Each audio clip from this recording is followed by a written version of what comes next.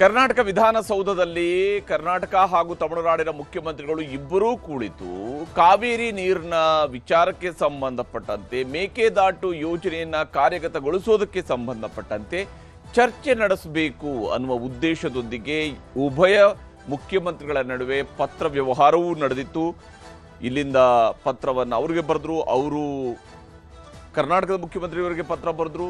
ಇಬ್ಬರೂ ಕೂಡ ಮೀಟಿಂಗ್ ಒಪ್ಪಿಗೆಯನ್ನು ಸೂಚಿಸಿದ್ರು. ಆದರೆ ಈಗ ಸಿಎಂ ಶಿವಕುಮಾರ್ ಅವರು ಹೇಳ್ತಾ ಇದ್ದಾರೆ, ಬೇಡ, ನೀವು ನಾಡಿದ್ದು ಬರೋದು ಬೇಡ, ಮುಂದೂಡಿಕೆ ಮಾಡ್ಕೊಳ್ಳೋಣ ಅದನ್ನ. ಕಾವೇರಿ ನೀರಿಗಾಗಿ ಸಿಎಂ ಶಿವಕುಮಾರ್ ಅವರು ವಿಶ್ವಾಸದ ಸೂತ್ರವನ್ನ ಈಗ ಹೆಣಿತಾ ಇದ್ದಾರೆ. ವಿಶ್ವಾಸ ಮುಖ್ಯ. ಸದ್ಯಕ್ಕಿಲ್ಲ ವಿಜಯ್ ಅವರ ಭೇಟಿ, ಆದರೆ ಭಾನುವಾರ ಸರ್ವಪಕ್ಷದ ಸಭೆಯನ್ನ ಕರೆದಿದ್ದಾರೆ.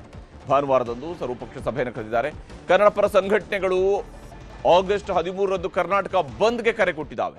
ಆಗಸ್ಟ್ 13ರಂದು ಕರ್ನಾಟಕ ಬಂದ್ ಮಾಡಬೇಕು ಅನ್ನುವಂತಹ ತೀರ್ಮಾನಕ್ಕೆ ಕನ್ನಡ ಪರ ಸಂಘಟನೆಗಳವರು ಬಂದಿದ್ದಾರೆ.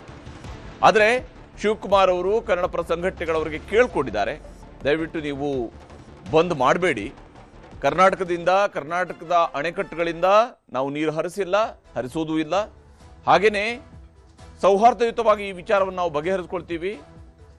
ನಾವು ಸಂಕಷ್ಟ ಸೂತ್ರದ ಅಡಿಯಲ್ಲಿ ಎಷ್ಟು ನೀರು ಬಿಡಬೇಕಾಗಿತ್ತು, ನಮ್ಮಿಂದ ಎಷ್ಟು ಒಂದು ನೀರು ರಿಲೀಸ್ ಆಗಿದೆ, ಮತ್ತೆ ನಾವು ಈ ಸಂಕಷ್ಟದ ಸಮಯದಲ್ಲೂ ಕೂಡ ನಮ್ಮ ಡ್ಯಾಮ್ಗಳಲ್ಲಿ ಹೇಗೆ ನೀರನ್ನು ಉಳಿಸ್ಕೊಳ್ಳುವಂಥ ಪ್ರಯತ್ನವನ್ನು ಮಾಡ್ತಾ ಇದ್ವಿ. ಈ ವಿಚಾರದಲ್ಲಿ ಶಿವಕುಮಾರ್ ಅವರು ಮಾತನಾಡಿದ್ದಾರೆ. ಒಂದು ಕಡೆಯಲ್ಲಿ ಬಿಜೆಪಿಯವರು ಅತಿ ದೊಡ್ಡ ಪ್ರತಿಭಟನೆಯನ್ನು ಕೂಡ ಇವತ್ತು ಮಾಡಿದ್ದಾರೆ. KRSನ ಮುತ್ತಿಗೆ ಹಾಕುವಂತಹ ಕೆಲಸವನ್ನ ಬಿಜೆಪಿಯವರು ಕೂಡ ಮಾಡಿದ್ದಾರೆ. ಶಿವಸೂತ್ರ ಹೇಗಿದೆ ಅನ್ನೋದನ್ನು ನಾವು ಗಮನಿಸಬೇಕು. ತಮಿಳುನಾಡಿಗೆ ನೀರು ಬಿಟ್ಟಿಲ್ಲ, ಇದು ಶಿವಕುಮಾರ್ ಅವರು ಹೇಳ್ತಾ ಇರುವಂತಹ ಮೊದಲನೇ ಮಾತು. ನಾವು ತಮಿಳುನಾಡಿಗೆ ನಮ್ಮ ಅಣೆಕಟ್ಟುಗಳಿಂದ ನೀರು ಬಿಟ್ಟಿಲ್ಲ, ಕರ್ನಾಟಕ ಬಂದ್ ಬೇಕಾಗಿಲ್ಲ, ಈ ಕಾರಣಕ್ಕಾಗಿ ಕರ್ನಾಟಕ ಬಂದ್ ಬೇಕಾಗಿಲ್ಲ. ಭಾನುವಾರದಂದು ಸರ್ವ ಪಕ್ಷಗಳ ಸಭೆಯನ್ನ ಕರೆಯಲಾಗಿದೆ.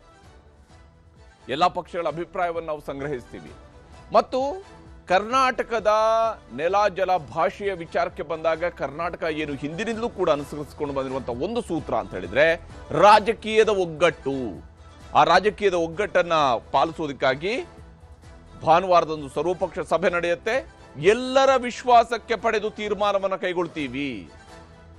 ಇದು ಒಬ್ಬ ಮುಖ್ಯಮಂತ್ರಿಯಾಗಿ ಅದು ಒಂದು ಪಕ್ಷದ ನಾಯಕನಾಗಿ ತೆಗೆದುಕೊಳ್ಳುವಂತಹ ತೀರ್ಮಾನ ಆಗಿರೋದಿಲ್ಲ. ಇದು ಎಲ್ಲರ ವಿಶ್ವಾಸಕ್ಕೆ ತೆಗೆದುಕೊಂಡಿರುವಂತಹ ಕರ್ನಾಟಕದ ತೀರ್ಮಾನ ಆಗಬೇಕು. ಹೀಗಾಗಿ ರಾಜ್ಯದ ಹಿತಾಸಕ್ತಿ ಇಲ್ಲಿ ಅತಿ ಮುಖ್ಯ. ಯಾಕಂದ್ರೆ ಕನ್ನಡಿಗರೆಲ್ಲರದು ಕೂಡ ಹಿತಾಸಕ್ತಿ ಇರುವಂತದ್ದು ಕರ್ನಾಟಕದ ಹಿತಾಸಕ್ತಿ ಆಗತ್ತೆ. ಹಾಗಾಗಿ ಕನ್ನಡಿಗರ ಮತ್ತು ಕರ್ನಾಟಕದ ಹಿತಾಸಕ್ತಿಯನ್ನ ಕಾಪಾಡುವಂಥದ್ದು ಮುಖ್ಯ ಅನ್ನುವಂತಹ ನಿರ್ಧಾರಕ್ಕೆ ಬಂದಿದ್ದಾರೆ. ರಾಜ್ಯದ ಜನರಿಗೆ ಮೊದಲ ಆದ್ಯತೆ. ಯಾವುದೇ ತೀರ್ಮಾನಗಳನ್ನು ಕೈಗೊಳ್ಳುವಾಗ ನಮ್ಮ ರಾಜ್ಯದ ಜನರಿಗೆ, ಕನ್ನಡಿಗರಿಗೆ ಮೊದಲ ಆದ್ಯತೆ. ಹೀಗಾಗಿ ಆ ಮೊದಲ ಆದ್ಯತೆಯ ಆಧಾರದ ಮೇಲೇನೆ ನಿರ್ಧಾರ ಆಗತ್ತೆ ಹೊರತು ನಮ್ಮ ಕನ್ನಡಿಗರಿಗೆ ತೊಂದರೆ ಆಗೋದಕ್ಕೆ ಬಿಡೋದಿಲ್ಲ. ಕಾವೇರಿಯನ್ನ ಕಾಪಾಡೋದಕ್ಕೆ ನಾವು ಬದ್ಧರಿದ್ದೇವೆ. ಕಾವೇರಿ ನದಿ ನೀರನ್ನ ಕಾಪಾಡಿಕೊಳ್ಳೋದಕ್ಕೆ, ಕಾವೇರಿ ನದಿ ನೀರನ್ನ ಉಳಿಸ್ಕೊಳ್ಳೋದಕ್ಕೆ, ಬಳಸ್ಕೊಳ್ಳೋದಕ್ಕೆ ನಾವು ಬದ್ಧರಿದ್ದೇವೆ. ಕಾವೇರಿಯನ್ನ ಕಾಪಾಡಲು ಬದ್ಧ. ಜವಾಬ್ದಾರಿ ಮತ್ತು ಬದ್ಧತೆಯಿಂದ ನಿರ್ಣಯಗಳನ್ನ ಕೈಗೊಳ್ಳಲಾಗುತ್ತೆ. ಜವಾಬ್ದಾರಿ ಮತ್ತು ಬದ್ಧತೆಯಿಂದ ನಿರ್ಣಯವನ್ನ ಕೈಗೊಳ್ಳಲಾಗುತ್ತೆ ಅನ್ನುವಂತ ಹೇಳಿದ್ದಾರೆ. ಸಂಕಷ್ಟ ಸೂತ್ರ ರಾಜ್ಯಕ್ಕೂ ಕೂಡ ಅನ್ವಯ ಆಗತ್ತೆ, ಅದನ್ನ ನಾವು ಕೂಡ ಅನುಸರಿಸಬೇಕಾಗತ್ತೆ ಸಂಕಷ್ಟ ಸೂತ್ರವನ್ನ. ಆದರೆ ಪ್ರಬಲ ಕಾನೂನು ಹೋರಾಟವನ್ನ ಈ ವಿಚಾರದಲ್ಲಿ ಕರ್ನಾಟಕವು ಕೂಡ ಮಾಡ್ತಾ ಇದೆ.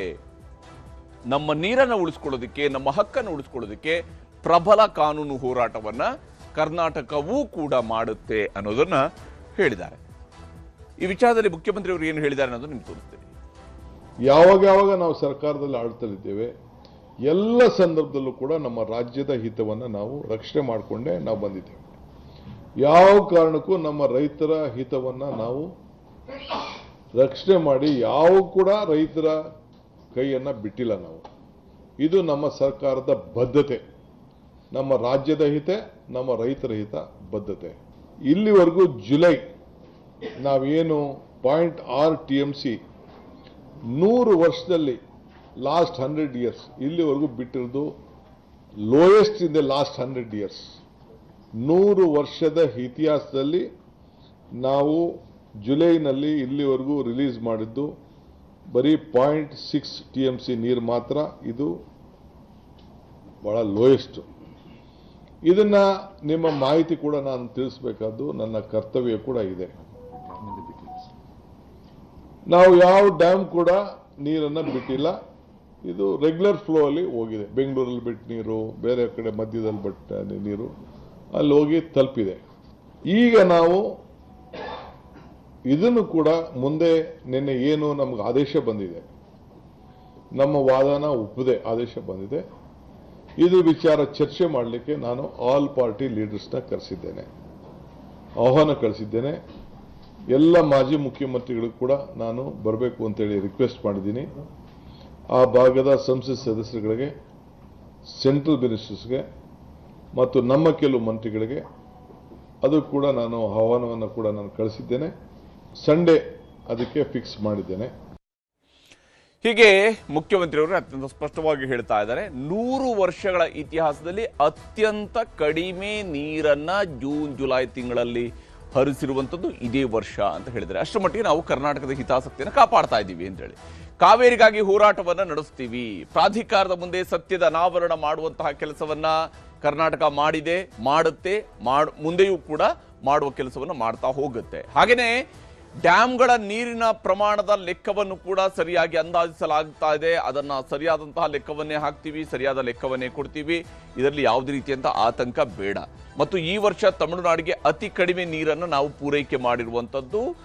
100 ವರ್ಷಗಳ ಇತಿಹಾಸದಲ್ಲಿ ಅತ್ಯಂತ ಕಡಿಮೆ ಪ್ರಮಾಣದಲ್ಲಿ ನೀರನ್ನು ನಾವು ತಮಿಳುನಾಡಿಗೆ ಹರಿಸಿದ್ದೀವಿ. ಹಾಗಾಗಿ ಕರ್ನಾಟಕದ ಹಿತಾಸಕ್ತಿ ನಮಗೆ ಅತ್ಯಂತ ಮುಖ್ಯ. ಕಳೆದ 100 ವರ್ಷಗಳಲ್ಲೇ ಈ ಬಾರಿ ಅತ್ಯಂತ ಕಡಿಮೆ ನೀರು ತಮಿಳುನಾಡಿಗೆ ಹರಿದಿದೆ.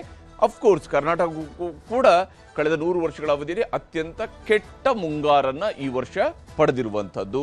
ಹೀಗಾಗಿ ಜುಲೈನಲ್ಲಿ 0.6 TMC ನೀರನ್ನಷ್ಟೇ ನಾವು ರಿಲೀಸ್ ಮಾಡಿದ್ದೇವೆ. ಜುಲೈ ತಿಂಗಳಲ್ಲಿ 0.6 TMC ನೀರು ಮಾತ್ರ ನಾವು ರಿಲೀಸ್ ಮಾಡಿದ್ದೀವಿ. 1 TMC ನೀರು ಕೂಡ ಜುಲೈ ತಿಂಗಳಲ್ಲಿ ನಾವು ಅವರಿಗೆ ಕೊಟ್ಟಿಲ್ಲ. ಇದು ನಮ್ಮ ಪರಿಸ್ಥಿತಿ. ಸಂಕಷ್ಟದ ಸಮಯದಲ್ಲಿ ಕಡಿಮೆ ನೀರನ್ನ ಬಿಡಬಹುದು ಅನ್ನುವಂಥದ್ದು ಇದ್ದೇ ಇದೆ. ಅದನ್ನೇ ನಾವು ಬಳಕೆ ಮಾಡ್ಕೊಂಡಿದ್ದೀವಿ. ಅದರ ಪ್ರಕಾರವಾಗಿಯೇ ನಾವು ನೀರನ್ನ ಕಡಿಮೆ ಬಿಡುವಂತಹ ಕೆಲಸವನ್ನು ಮಾಡಿದ್ದೀವಿ. ಕಾನೂನು ಟೀಮ್ ಜೊತೆಗೂ ಕೂಡ ಹೋರಾಟದ ಬಗ್ಗೆ ನಾವು ಚರ್ಚೆಯನ್ನ ಮಾಡ್ತೀವಿ. ಕಾನೂನು ತಂಡದ ಜೊತೆಗೂ ಕೂಡ ನಾವು ಕಾನೂನು ಹೋರಾಟ ಹೇಗೆ ಮಾಡಬೇಕು ಅನ್ನೋದ್ರ ಬಗ್ಗೆ ಚರ್ಚೆ ಮಾಡ್ತೀವಿ.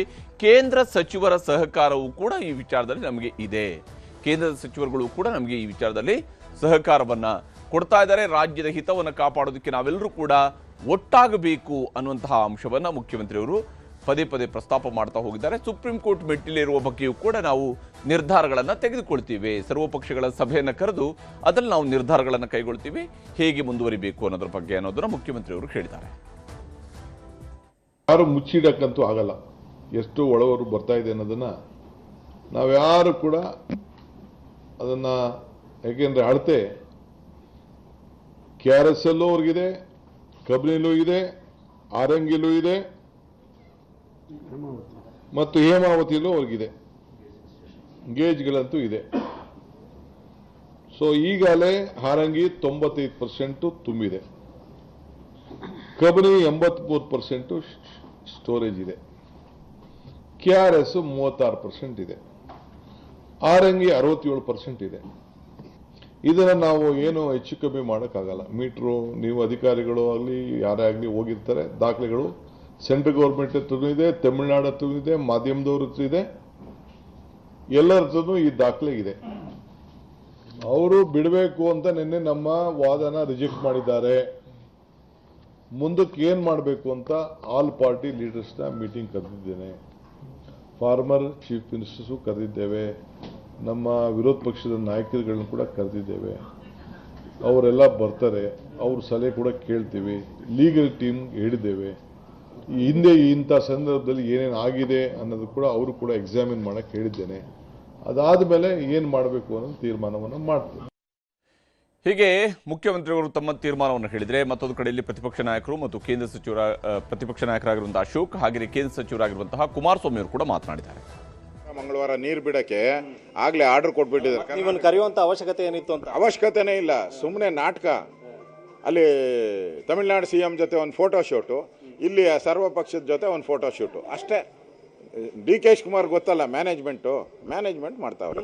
ಇವತ್ತು ಏನ್ ನಮ್ಮ ಪರಿಸ್ಥಿತಿ ಇದೆ, ತಮಿಳುನಾಡಿನಲ್ಲಿ ಏನಿದೆ ಪರಿಸ್ಥಿತಿ, ಒಂದು ಡೆಲಿಗೇಷನ್ ಕಳಿಸಿ, ನಿಯೋಗ ಹೋಗಿ ನಿಮ್ಮ ಇಂಜಿನಿಯರ್ಗಳನ್ನ ಕಳಿಸಿ, 2-3 ತಮಿಳುನಾಡು, ಕರ್ನಾಟಕ, ಅಲ್ಲಿ ವಾಟರ್ ಮ್ಯಾನೇಜ್ಮೆಂಟ್ ಅಥಾರಿಟಿ ಅವರು ಏನಿದ್ದೀರಿ ಇಂಜಿನಿಯರ್ಸು 3 ಜನ ಹೋಗಿ ಕರ್ನಾಟಕ ಜಲಾಶಯನೂ ನೋಡಿ, ಅಲ್ಲೂ ನೋಡಿ, ಅದರ ಮೇಲೆ ತೀರ್ಮಾನ ತಗೊಳ್ಳಿ ಅನ್ನೋದನ್ನ ಇಮಿಡಿಯೇಟ್ ಆಗಿ ಹೇಳ್ಬೇಕು ಮತ್ತೆ ಸರ್ಕಾರ. ಹೀಗೆ ಯಾವ್ಯಾವ ಸ್ವರೂಪದಲ್ಲಿ ನಾವು ಮುಂದಿನ ಹೆಜ್ಜೆ ಇಡಬೇಕು ಅನ್ನೋದ್ರ ಬಗ್ಗೆ ಪ್ರತಿಪಕ್ಷದವರು ಕೂಡ ಹೇಳ್ತಾ ಇದ್ದಾರೆ. ಹಾಗೆಯೇ ಇಲ್ಲಿ ವಿಜಯ್ ಜೊತೆಗಿನ ಸಭೆನ ಈಗ ಮುಂದೂಡಿಕೆ ಮಾಡುವಂಥ ತೀರ್ಮಾನಕ್ಕೆ ಮುಖ್ಯಮಂತ್ರಿಯವರು ಬಂದಿದ್ದಾರೆ.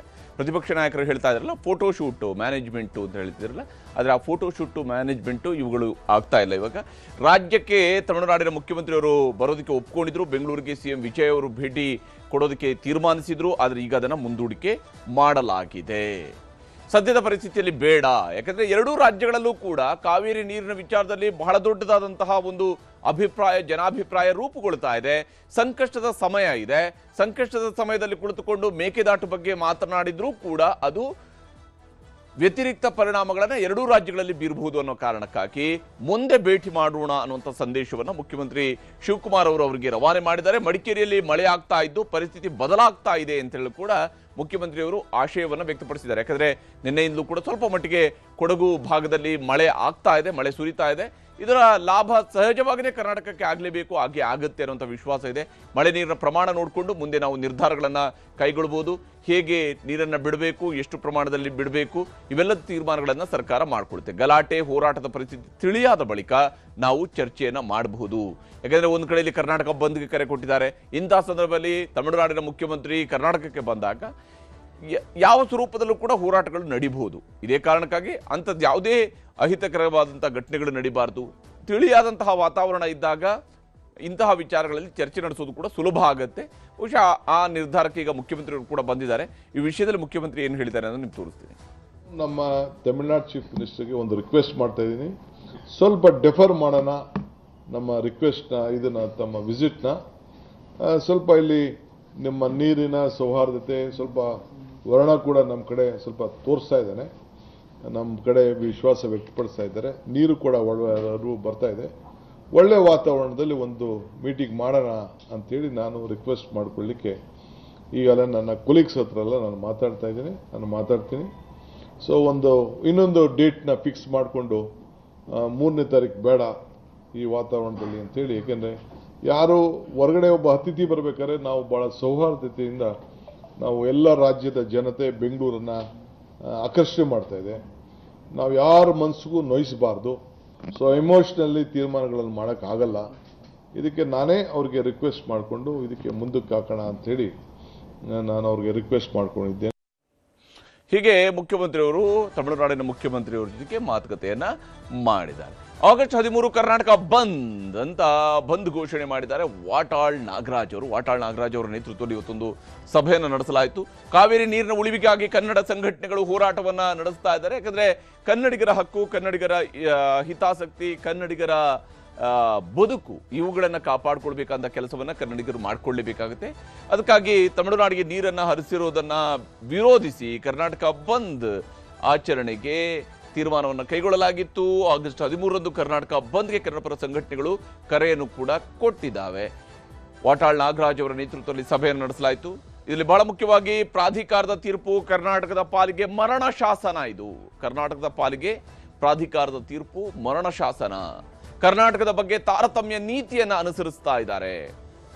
ಕರ್ನಾಟಕ ಈ ದೇಶದ ಭೂಪಟದಲ್ಲಿ ಇದೆಯೋ ಇಲ್ಲೋ ಅನ್ನೋಂತಹ ರೀತಿಯಲ್ಲಿ ವರ್ತಿಸ್ತಾ ಇದ್ದಾರೆ ಅನ್ನೋಂಥ ಆಕ್ರೋಶದ ಮಾತುಗಳು ಕೂಡ ವ್ಯಕ್ತಪಡಿಸಿದ್ದಾರೆ. ಜೊತೆಗೆ ನೀರು ಬಿಟ್ಟರೆ KRS ಸ್ಟೇಡಿಯಂ ಆಗುತ್ತೆ. ಯಾಕಂದ್ರೆ KRS ನಲ್ಲಿ ಡ್ಯಾಮ್ ಉಳ್ಕೊಳ್ಳಲ್ಲ, ಅಲ್ಲಿ ಅದು ಸ್ಟೇಡಿಯಂ ತರ ಆಗುತ್ತೆ, ಖಾಲಿ ಆಗೋಗ್ಬಿಡುತ್ತೆ, ಅದು ಮೈದಾನ ಆಗುತ್ತೆ. ಅದು ಆಲ್ರೆಡಿ ಮೈದಾನದ ಪರಿಸ್ಥಿತಿ ಇದೆ. KRS ಒಂದು ವಿಶಾಲವಾದಂತಹ ಮೈದಾನದ ರೀತಿಯಲ್ಲಿ ಕಾಣ್ತಾ ಇದೆಯಾ ಹೊರತು ಇವಾಗ ಅಲ್ಲಿ ನೀರಿಲ್ಲ. ಇನ್ನೂ ನೀರು ಬಿಟ್ಟರೆ ಸಂಪೂರ್ಣವಾಗಿ ಅದು ಮೈದಾನ ಆಗುತ್ತೆ. ಹಾಗಾಗಿ ಯಾವುದೇ ಕಾರಣಕ್ಕೂ ಕೂಡ ನೀರನ್ನು ಹರಿಸಬಾರದು ಅನ್ನುವಂತಹ ಆಗ್ರಹವನ್ನ ವಾಟಾಳ್ ನಾಗರಾಜ್ ಅವರು ಮಾಡಿದ್ದಾರೆ. ಭಾರಿ ಹೋರಾಟ ಮುಂದಿನ ತಿಂಗಳು 13ನೇ ತಾರೀಕು, ಮುಂದಿನ ತಿಂಗಳು 13ನೇ ತಾರೀಕು ಗುರುವಾರ, ಮುಂದಿನ ತಿಂಗಳು 13ನೇ ತಾರೀಕು ಬೆಳಿಗ್ಗೆ 6ರಿಂದ ಸಂಜೆ 6ರವರೆಗೆ ಅಖಂಡ ಕರ್ನಾಟಕ ಬಂದ್. ಹೌದೌದು. ನಾವು ಇಲ್ಲಿ ದಯಮಾಡಿ ನಾನು ಮುಖ್ಯಮಂತ್ರಿ ಆದರೆ ನೀರು ಬಿಡಲ್ಲ, ನಾನು ಮುಖ್ಯಮಂತ್ರಿ ಆದರೆ ನೀರು ಬಿಡಲ್ಲ, ನಾನು ಮುಖ್ಯಮಂತ್ರಿ ಆದರೆ ನೀರು ಬಿಡಲ್ಲ. ವಿಶ್ವಾಸ ಸಾಗರ ಸಂಪೂರ್ಣ ಮೈದಾನ ಆಗುತ್ತೆ. ಅದನ್ನು ನಾವು ಈಗ ಡಿ ಕೆ ಶಿವಕುಮಾರ್ ಅವರು ಈ ಆನೇಕಲ್ ಹತ್ರ ಸ್ಟೇಡಿಯಂ ಮಾಡಬೇಕು ಅಂತಿದ್ದಾರೆ. ಅದ್ರ ಬದಲು KRS ನಲ್ಲಿ ಸ್ಟೇಡಿಯಂ ಮಾಡಬೇಕು ಒಳ್ಳೆಯದು, ಯಾಕಂದ್ರೆ ನೀರೇ ನಿಲ್ಲುವಾಗ. ಅದರಿಂದ ಇಂಟರ್ನ್ಯಾಷನಲ್ ಸ್ಟೇಡಿಯಂ ಮಾಡಿ ಬಂದಾಡಿ ಅಂತೇಳಿ ನಮ್ಮ ಹೆಣದ ಮೇಲೆ, ನಮ್ಮ ಸಮಾಜದ ಮೇಲೆ ಇದು ಮಾಡಬೇಕು. ಹೀಗೆ ವಾಟಾಳ್ ನಾಗರಾಜ್ ಅವರು ಯಾವಾಗ ಕ್ರಿಕೆಟ್ ಸ್ಟೇಡಿಯಂ ಮಾಡುವಂತಹ ಸಲಹೆಯನ್ನು ಕೊಟ್ಟಿದ್ದಾರೋ, ಕರ್ನಾಟಕ ಬಂದನ್ನು ಘೋಷಣೆ ಮಾಡಿದ್ದಾರೋ, ಈ ಸಂದರ್ಭದಲ್ಲಿ ಮುಖ್ಯಮಂತ್ರಿಗಳು ಕೂಡ ಮಾತನಾಡಿದ್ದಾರೆ. ಬಂದ್ ಮಾಡಬೇಡಿ ಅನ್ನುವಂತಹ ಮನವಿಯನ್ನು ಮುಖ್ಯಮಂತ್ರಿಯವರು ಮಾಡಿದ್ದಾರೆ. 13ನೇ ತಾರೀಕು ಬಂದು ಕೂಡ ಅಂತ ಮಾತು ಕೂಡ ನಾನು ಕೇಳ್ತಾ ಇದ್ದೀನಿ, ನಾನು ರಿಕ್ವೆಸ್ಟ್ ಮಾಡ್ತಾ ಇದ್ದೀನಿ. ಇದೆಲ್ಲ ಅವಶ್ಯಕತೆ ಇಲ್ಲ, ನಾವೇ ನಿಮ್ಮ ಪರ ಇದೆ. ಈ ಬಂದಿಂದ ನಿಮ್ಗೆ ಯಾವ ಪರಿಹಾರ ಕೂಡ ಸಿಕ್ಕುದಿಲ್ಲ. ಈ ಬಂದ್ ಮಾಡಲಿಂದ ಈಗ ಕಾನೂನು ವ್ಯವಸ್ಥೆ ಬೇರೆ ಇದೆ, ಕೋರ್ಟ್ ಆದೇಶಗಳು ಬೇರೆ ಇದೆ. ಈ ಬಂದ್ ಮಾಡಿದ್ರೆ ಜನರಿಗೆ ಯಾವ ರೀತಿ ತೊಂದರೆ ಆಗ್ತದೆ ಅಂತ ಕೂಡ ತಾವೆಲ್ಲ ಆಲೋಚನೆಯನ್ನು ಮಾಡಬೇಕು. ದಯವಿಟ್ಟು ಇಂಥ ತೀರ್ಮಾನಗಳನ್ನು ಮಾಡಬಾರದು ಅಂತೇಳಿ ನಮ್ರತೆಯಿಂದ ಸರ್ಕಾರದ ಪರವಾಗಿ ನಾನು ಮನವಿ ಮಾಡ್ತೇನೆ. ಹೀಗೆ ಮುಖ್ಯಮಂತ್ರಿಯವರು ನಮ್ರತೆಯಿಂದ ಮನವಿಯನ್ನ ಮಾಡಿಕೊಂಡಿದ್ದಾರೆ.